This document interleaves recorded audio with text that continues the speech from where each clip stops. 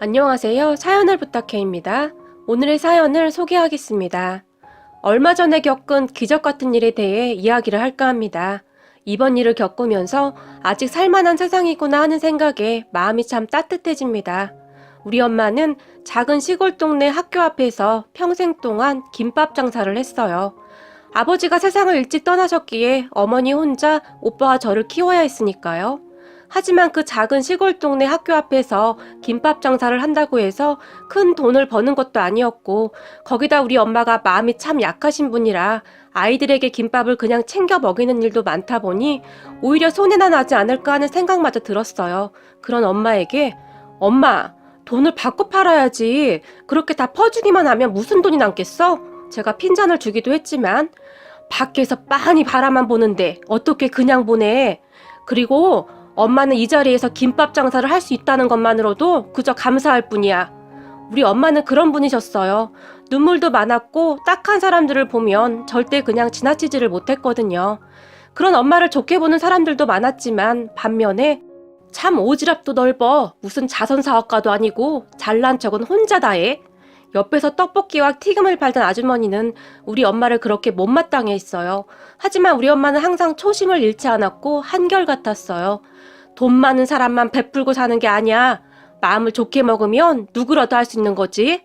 엄마가 항상 입버릇처럼 하던 말이었거든요. 그런 엄마에게 그런다고 누가 알아줄 것 같아? 좋은 일하고 욕이나 먹으니까 그렇지. 제가 입을 삐죽이며 말을 했지만 누가 알아준다고 해서 하는 게 아니야. 그냥 내 마음이 행복하려고 하는 거지. 엄마는 항상 그렇게 알 수 없는 말만 하셨어요. 그런 엄마를 오빠와 저는 이해할 수 없었지만 우리가 말린다고 들을 뿐도 아니었고 조금 답답할 뿐이었어요. 그러던 어느 날 오빠가 취업을 하게 되었는데 그냥 공부를 더 하지 그러냐? 엄마는 네가 공부를 더 했으면 좋겠는데. 엄마가 속상한 듯이 말을 했지만 엄마, 저는 공부가 체질에 안 맞아요. 대학은 제가 싫어서 안 가는 거예요. 공부 잘하는 진이나 대학 보내세요. 오빠가 그런 엄마를 위로했지만 엄마는 굉장히 아쉬워했어요. 집안 형편이 넉넉지 않아서 그렇다는 생각을 많이 했거든요. 오빠는 그렇게 취업을 해서 도시로 올라갔고 오빠가 취업을 한 뒤로 우리 집 형편은 조금 더 나아졌는데요. 성실했던 오빠는 열심히 일해서 번 돈을 거의 다 집으로 보내왔거든요. 덕분에 저는 편하게 공부를 하게 되었고요. 그렇게 대학에 가던 어느 날 엄마가 너 대학 다닌다고 네 오빠 무시하면 안 된다. 알겠냐? 다 네 오빠 덕에 대학도 다니는 거니까 명심해 라고 말을 하기도 했어요. 엄마는 항상 오빠한테 마음의 빚이 있는 것 같았어요. 그렇게 저까지 대학을 가고 난 후 엄마는 홀로 지내셨는데 잠시도 쉬지 않고 김밥을 만들었어요. 그만하시라고 해도 좋아서 하는 일이라고 말이죠. 오빠도 취업한 곳에서 인정을 받으면서 잘 되고 있었고 저도 대학을 졸업하고 취업을 해서 집은 더 안정이 되었어요. 그리고 엄마는 그쯤에서 본격적으로 봉사활동을 시작을 하셨는데 김밥을 만들어서 여러 곳으로 봉사활동을 다니셨어요. 김밥은 엄마가 가장 잘 만들 수 있는 최고의 음식이었으니까요. 그런 엄마를 말려봐야 아무 소용도 없었고 나중에는 우리도 엄마와 함께 봉사활동을 다니기도 했어요. 엄마는 봉사활동을 할 때 가장 행복해 보였거든요. 그렇게 우리 집은 한동안 평화로웠어요. 하지만 세상이 얼마나 불공평하던지 회사를 잘 다니던 오빠가 회사 공장에서 사고가 났다는데 정말 심각하다고 했어요. 연락을 받고 엄마와 제가 급히 택시를 타고 오빠가 사는 곳으로 올라갔는데 오빠는 중환자실에 누워 있었어요. 우리가 도착한 후 곧 수술을 하게 되었고 수술을 마치고 나온 의사가 엄마에게 말을 하기를 우선 위험한 고비는 넘겼으니 지켜봐야 할 것 같습니다. 너무 걱정하지 마시고 며칠 지켜보시죠. 라고 말을 했는데 엄마가 그 순간 털썩하고 땅바닥에 주저앉아 버렸어요. 그런 엄마를 의사가 급히 잡아주셨는데 어머님 괜찮으세요? 의사가 걱정스레 엄마에게 물었어요. 그 사이 엄마의 눈에서는 눈물이 비 오듯이 쏟아져 내렸고 부모 잘못 만나서 평생 고생만 하다가 이게 웬 날벼락이니 그래.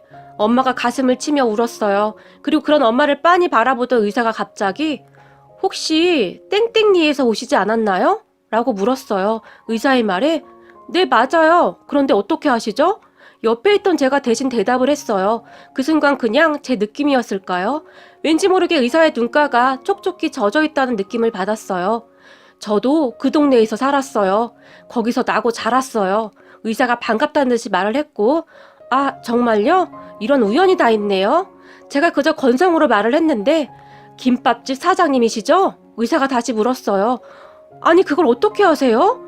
제가 다시 놀라서 물었지만 의사는 얼굴에 미소만 지을 뿐 우리 엄마를 뚫어지라 바라보다가 갑자기 엄마의 손을 꼭 잡았는데 괜찮을 겁니다. 그러니까 힘내셔야죠. 제가 의사 아닙니까? 아드님 반드시 살려낼게요. 라는 말을 했어요. 그런 의사의 말에 눈물을 흘리던 엄마마저도 놀라서 눈만 깜빡였는데요. 그때까지 우리가 알던 의사는 무뚝뚝하고 무서운 사람이라고만 생각하고 있었는데 이런 의사도 있구나 그런 생각마저 들었으니까요. 그런데 참 신기하더라고요. 우리 엄마가 김밥집을 하는 것까지 알고 있고 말이죠. 하지만 그때 당시에는 그 의사를 신경 쓸 겨를이 없어서 우리는 그 일을 까마득히 잊고 있었어요.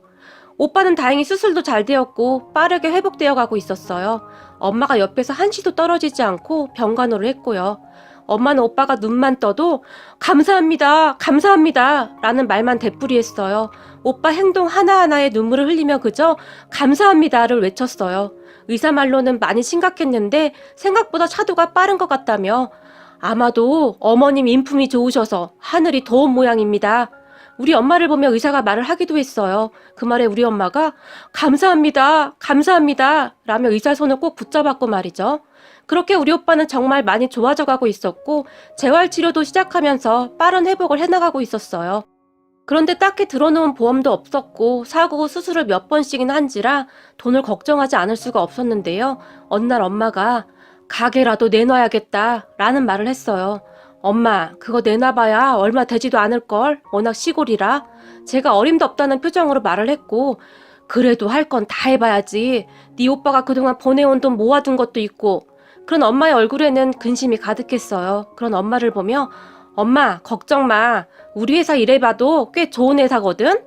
내가 대출이라도 알아볼게. 그러니까 엄마는 아무 걱정하지 마.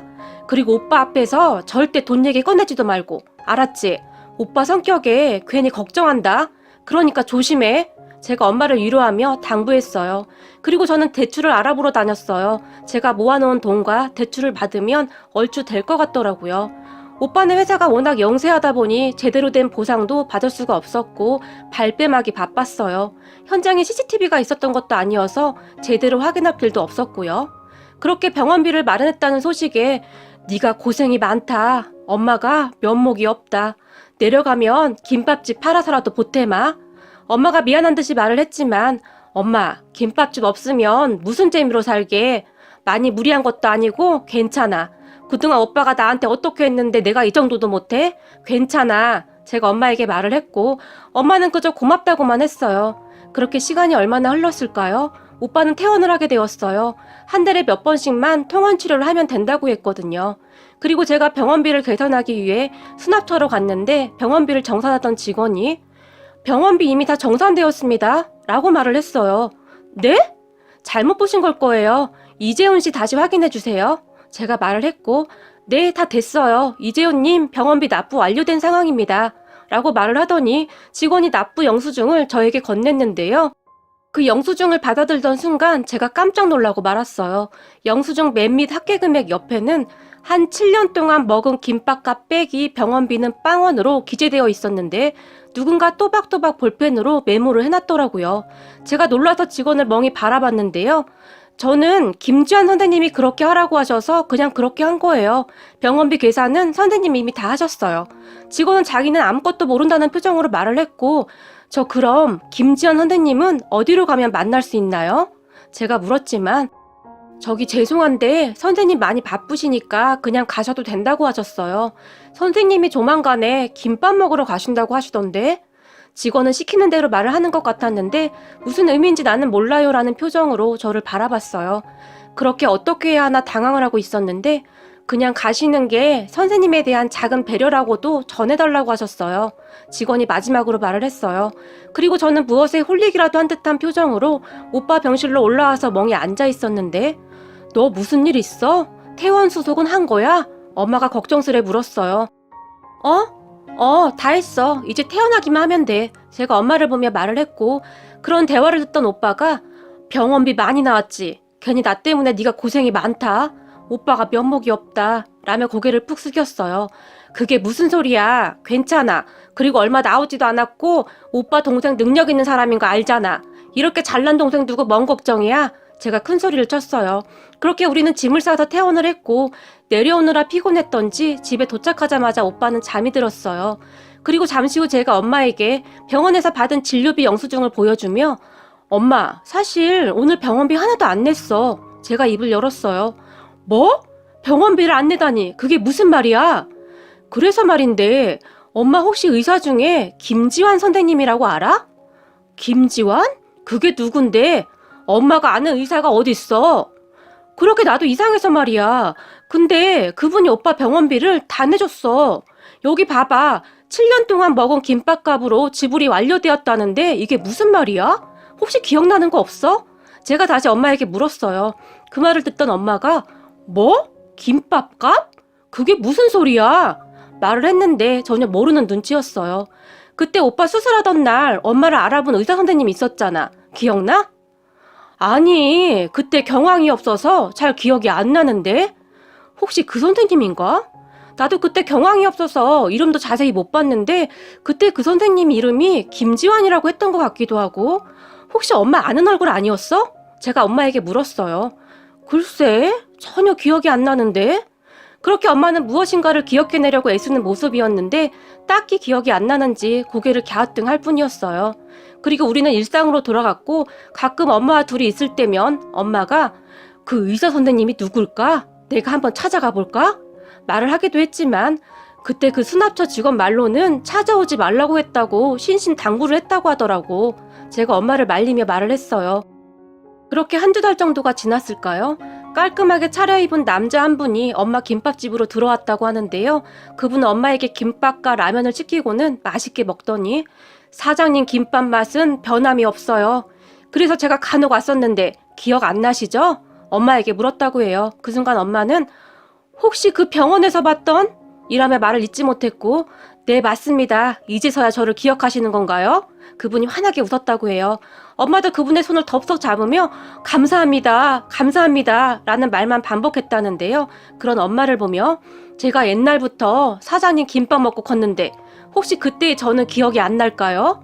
하긴 사장님이 김밥 먹여 키운 아이들이 한둘이 아니었으니까요. 라고 말을 하던 그분의 눈가에는 이슬이 맺혀 있었고 미안합니다. 나이가 들어서 그런지 기억이 잘 안 나네요. 엄마도 눈물을 글썽인 채 말을 했다는데요. 제가 초등학교 때인가 김밥 한 줄 시켜놓고 김밥을 먹는데 사장님이 라면도 끓여주셨어요. 그리고 갈 때마다 김밥을 한 줄씩 더 주시기도 했고요. 제가 돈이 없다고 했지만 괜찮아. 이거 오늘 지나면 어차피 팔지도 못해.